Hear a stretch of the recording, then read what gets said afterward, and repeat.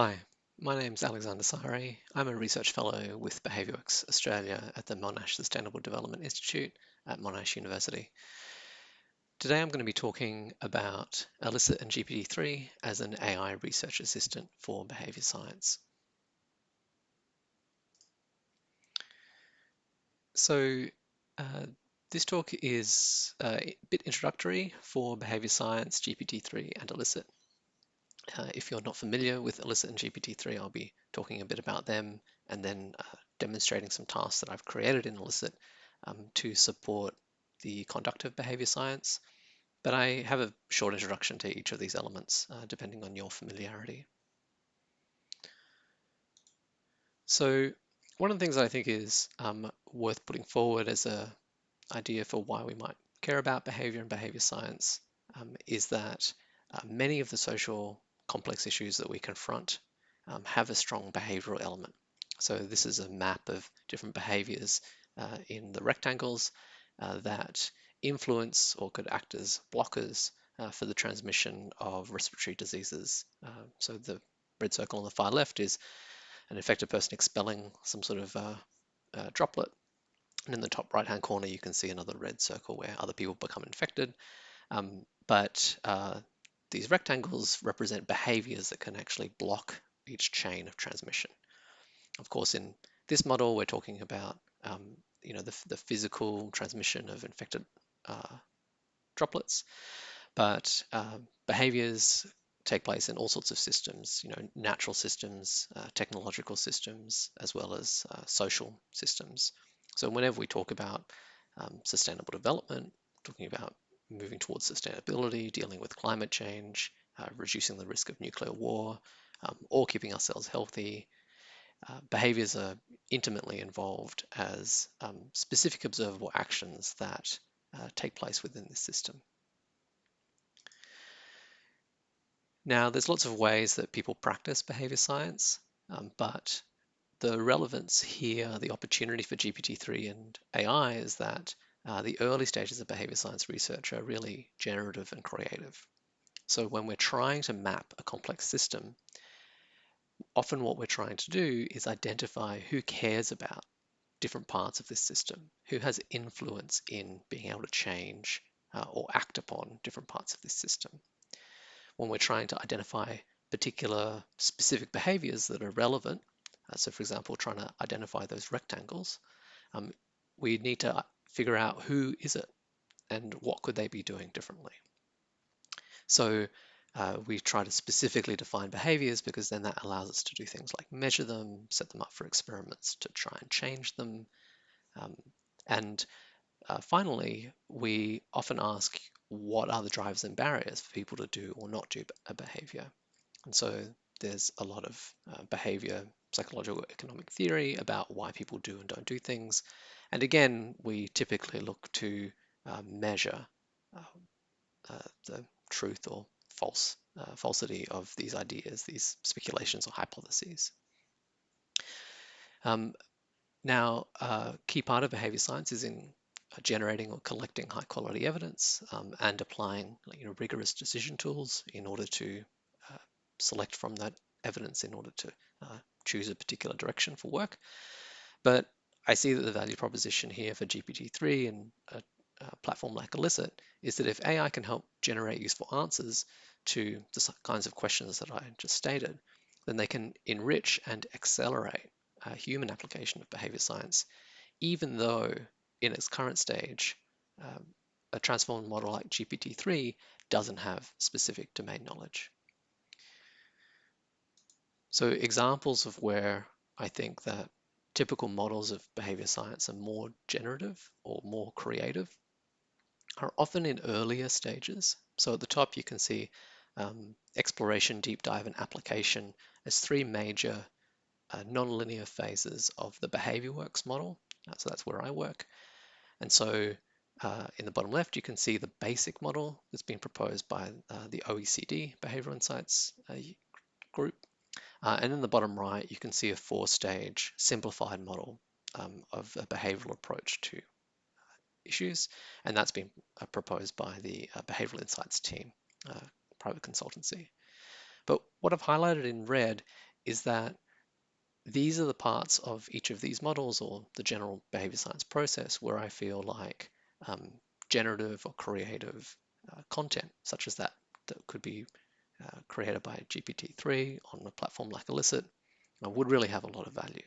So understanding the system, identifying potential behaviors, even developing intervention options or understanding drivers and barriers according to the Behaviours method.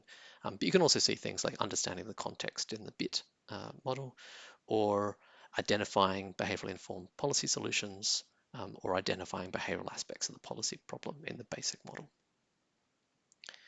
So that's a bit of a general introduction to behavior science and the link with GPT-3 and AI. I want to talk a little bit about what GPT-3 is. So GPT-3 used about 300 billion words from around the internet to learn what seems like a simple task. If you get a set of words, what's the next word? So here's a famous to social psychologists quote from Kurt Lewin. He said, "There's nothing so practical as a good something." And GPT-3, if you fed that green text in, it would be trying to predict what's the very next word, what's the most likely next word.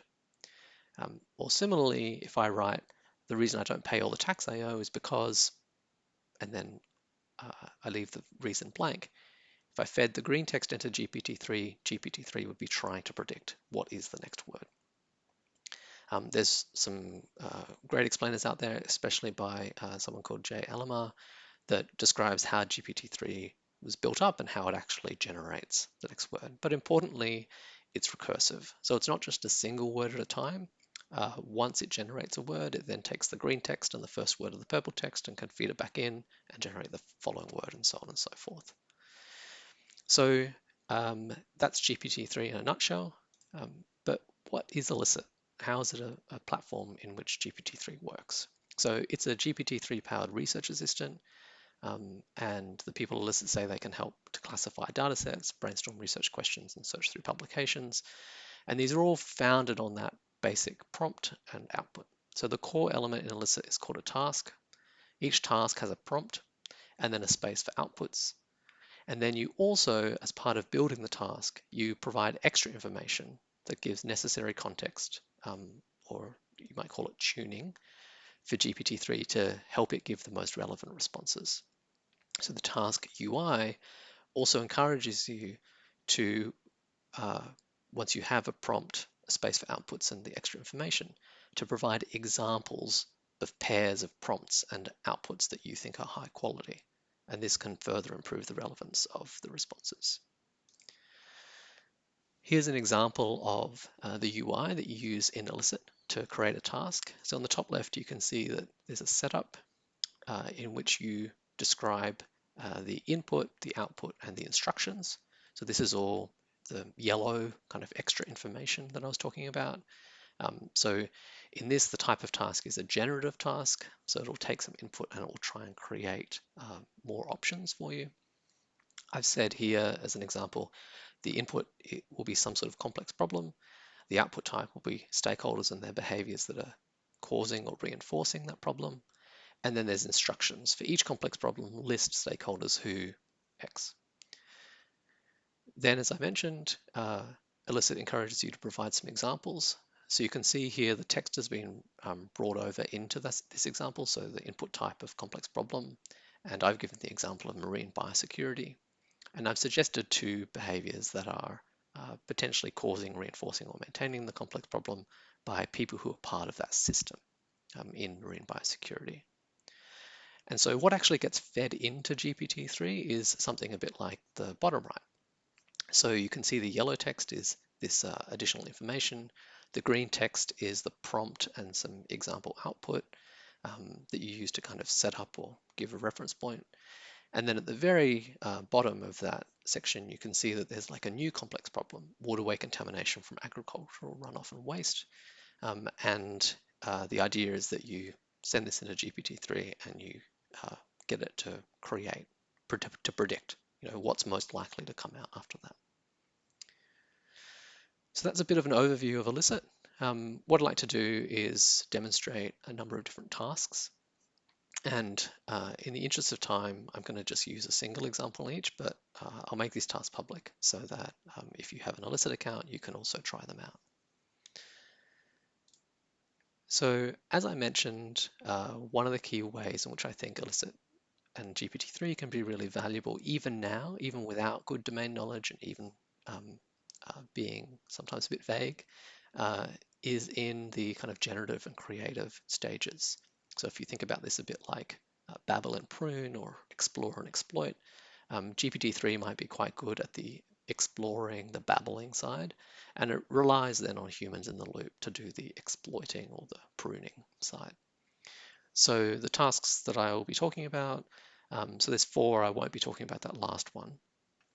The first is, given a complex social issue, what are some people that care about the issue and why do they care? The second one is, given some sort of complex issue or problem, who in that system are enacting behaviors that are perhaps self-interested but are in fact reinforcing or maintaining that issue? That's a very kind of common systems question. The third is, once you have a particular behavior that you want to focus on, how might you, quote, diagnose that behavior by generating reasons as to why people don't do that behavior? And then the fourth one is, if we know that there's a particular organization that wants to influence an audience in order to increase a particular behavior, what are some possible interventions that that organization might try? So I think it's worth emphasizing that in each of these cases, I don't expect GPT-3 to be replacing humans in the loop. Instead, it's about being able to accelerate that process, right? Doing the babble or the exploration so that humans can apply their domain specific or practice expertise to be doing the pruning or the exploiting. But also, I think that there's a value in picking up blind spots. So a human might say, might be reluctant to say what might be an obvious question, like, why don't we pay people to do this behavior? But to the extent that GPT-3 is a good representation of the wider corpus of text, it doesn't have qualms about making that suggestion. And so it can potentially cover off on some of those blind spots. So the next four sections will just be me describing the demo tasks and then running it in Elicit with an example. So the first demo task here, generate stakeholders for a complex social issue. You can see the convention, right? Yellow is sort of extra information. Green is input and some sort of proposed or example output to help tune or calibrate GPT-3. And then purple is typically blank, in which the expectation is that there'll be a predicted output. So I've created this task already, and what we want to do is we want to say, given a sort of short description of a complex social issue, who are some people and why do they care? So all of the examples here have care a person and then care because and then the reason that they care. And so if I come into here over to Elicit and I come down to generate stakeholders, here I'm going to give an example, which will be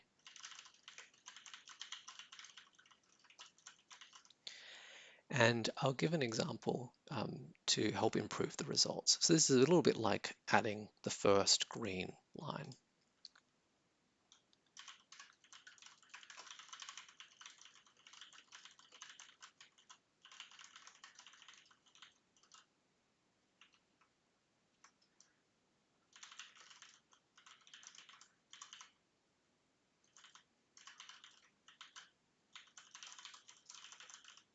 So here's one example.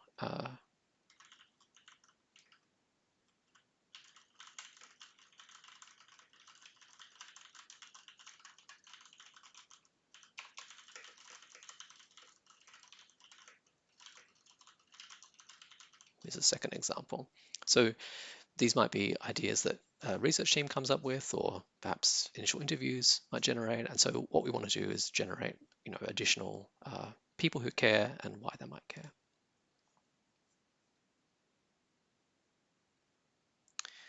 So you can see I've hit show more, and you can see that there's a whole bunch of extra people in the system and why they might care. Now, it's really important at this stage to ensure that you have quite a long list and to consider that these answers might not be true of the specific context in which you're working. They might not be seen to be politically acceptable or appropriate, and they might just be wrong. So there might be a misunderstanding by GPT-3 of the prompt or of the examples.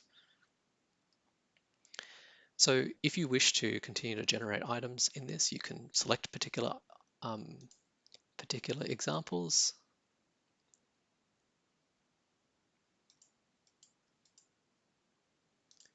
And you can get rid of any that you don't think are relevant, and then you can continue to generate more. And if you wish to download them, you can also just download all the results as a CSV. So that's generating stakeholders for a complex issue. The next example is generating stakeholder behaviors that reinforce a complex problem. So in this particular example, one of the key insights from systems thinking is that a system has emergent properties in which it essentially creates a type of homeostasis. So even though people within the system might be trying to change the system, the somewhat equilibrium or the steady state of the system is that although people might take action, eventually that ends up sustaining, reinforcing, maintaining the problem.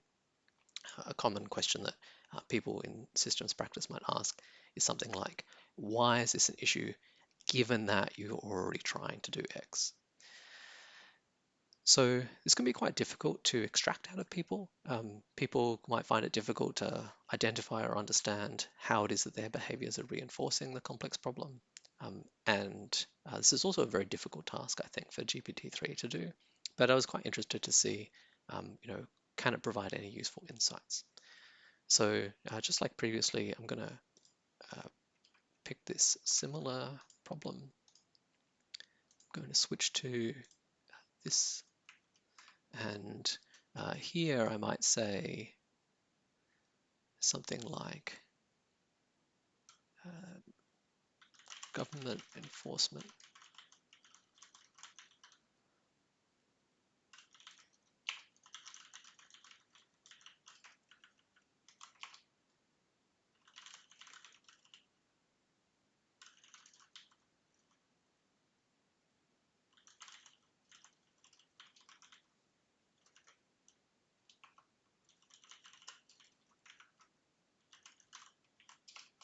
Just an example. So ideally, again, you'd see this with actual examples. So I've just created a completely fictional one, but let's see what comes out.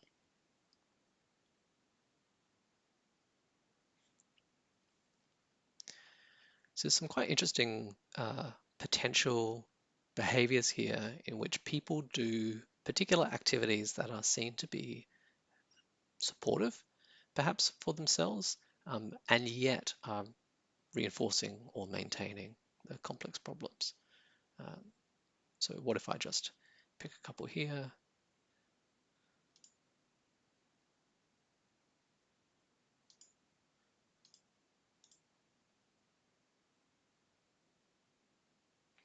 So again, this might be a long list that you present to experts or people with particular experience in this area, and you ask them to say, well, are these relevant? Do these seem fair? And including humans in the loop here is crucial.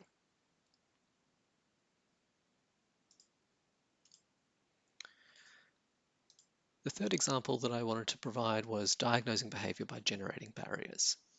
So often a process in behavior science is that you have done some amount of work to understand the problem, and you have started to identify different possible behaviors that different people within the system are doing, and you have used a prioritization process like the impact likelihood matrix or the science framework from the scale up toolkit that allows you to identify specific behavior to target. Now, typically at this stage, a piece of research that you might do is a literature review, what's called stakeholder interviews, or even survey or other types of primary data collection in order to generate reasons why it is that people aren't doing a behavior you think is important. And uh, there are different types of more or less elaborate models out there that try and describe the different elements that influence people's behavior. However, I was quite interested to see, could GPT-3 make some progress on the question of reasons why a person might not do the behavior? Again, thinking about this from the perspective of there might be reasons a person doesn't do the behavior that are seen as too obvious by experts or people in the area, or there's potential blind spots that people don't think to ask about or consider. And so GPT-3 might be able to suggest those as well. And then finally, just as with some of the other tasks, it can just be faster to review a long list of possible reasons and cross out the ones that are not relevant, rather than try and generate those yourself. So again, using GPT-3 to do the babble or the exploring, and using a human to do the exploiting or the pruning. So uh, here's an example of a particular behavior. And so we have one here, cycle to work. I'm actually going to pick a different one because the behavior should be quite specific. And typically we like the behavior in behavior science to have a specific person doing it, a specific action or verb, and then a context or a time or a trigger that is relevant for that behavior. So down here I have some examples. And so I might just pick this one and we'll go for to elicit again.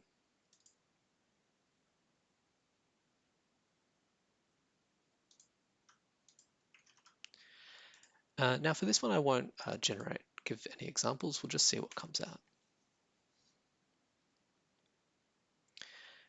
So you can see quite some interesting reasons, essentially, why a person wouldn't cycle to work every day as an office worker. And as a behavioral scientist, I'd be looking to try and identify what are the reasons that are to do with different elements within some sort of theoretical model. So I was showing here before a very comprehensive model that's been proposed by UNICEF. This is called the behavioral drivers model. There are a lot similar ones. People who work in this field would be very familiar with one called the theory of planned behavior, which talks about attitudes, norms, and perceived control. Or the fog behavior model, which talks about ability, motivation, and triggers or cues, and even the COMB, the capability, opportunity, and motivation model, which is also built on a theoretical synthesis. There's lots of different models out there, but one of the things that I think is really potentially valuable about a task like this is that it generates a long list, and then you could go through and classify those by the type. So, continue to generate some more. And you can see that there's drivers here or barriers that seem to be more specific for a particular person. So, for example, if we changed the person,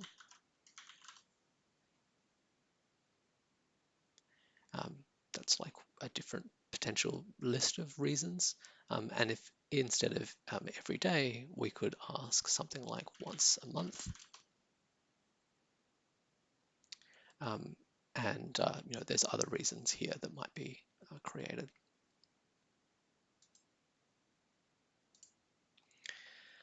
The fourth task that I wanted to demonstrate is generating interventions to increase behavior. Now this one was very tricky to design, and I don't think that the quality of the responses is very high. And that's partly because really generating interventions is a little bit like the very end, the pointy end, after having gone through a whole process in which you have a very rich understanding of the system. You've picked a particular behavior because you know why you should target that behavior, and then you have a comprehensive idea of why it is that people are not doing that behavior. That's very difficult to embed into a prompt like this. And so, but I was still interested to see, are there potential interventions that could be generated using a task and elicit built on GPT-3? So I've tried to manage this in a way by using a little bit of an artificial construction in the prompt. So you can see here, I actually have colons separating terms, if that makes sense. So we have an organization, we have a specific audience, and we have a specific behavior. I've also tried with adding a specific barrier that the intervention is intended to address, but that seemed to not be very coherent. So this is probably more just like, okay, you've decided to take a behavioral perspective. You know what a potential behavior could look like. You know the audience and you know who it is that might be enacting the intervention. So just generate some possible ideas for an intervention. What I would do as a behavioral scientist is I would be assessing these for feasibility, assessing them for scalability, using, for example, tools from the Scale Up Toolkit in this. But just as an example, I'll go back here and choose one of these. So here is a potential behavior for intervention where we'd ask trying to get a pharmacy to encourage their customers to get vaccinated for seasonal flu.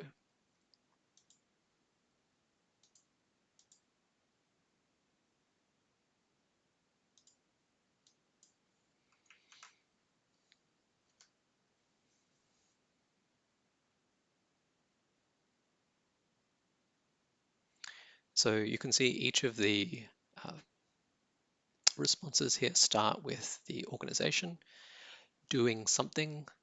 So this would be the intervention, and then the audience, right? So the customers is typically included in the response here. If you could say something like this, you could be something like people with chronic health conditions, and this would replace the audience. But you might not see any real difference in the type of intervention that would be recommended. Whereas from a behavioral science perspective, you would see a very different approach for if you're talking about general customers who might be coming in for supplements or to fill a prescription with people compared to people with chronic health conditions. So we've gone through some different tasks, generating stakeholders for a complex social issue, stakeholder behaviors, diagnosing behaviors by generating barriers, and generating interventions to increase behavior. The fifth task I won't demonstrate here, but it allows you to infer tags or labels for a column of a CSV file. And in fact, you could potentially use those tags or labels for some of the ideas that have been generated from these other tasks. So as an example, you could download the stakeholders, and then you could try and classify the stakeholders in terms of people who have low influence on the problem or who have high influence on the problem. Or you could even see if you could classify different barriers for the behaviors by one of these theoretical models. Now, what's missing, obviously, from GPT-3 here in this is that it doesn't have any kind of specific domain expertise. It has just general expertise, or has just general understanding of concepts through its core loop, trying to predict what the next word will be. And so I wouldn't expect that you could provide a conceptual model like this and just get it to do the classification for it to work out. But there is other work that's happening in behavior science, especially called the Human Behavior Change Project, that's being run out of a university in the UK. And they're similarly trying to use AI to do classification in this way. So that's it. Thanks very much for watching this talk or jumping around in this talk. If you have any further questions, then I encourage you to reach out to me via email. Thanks.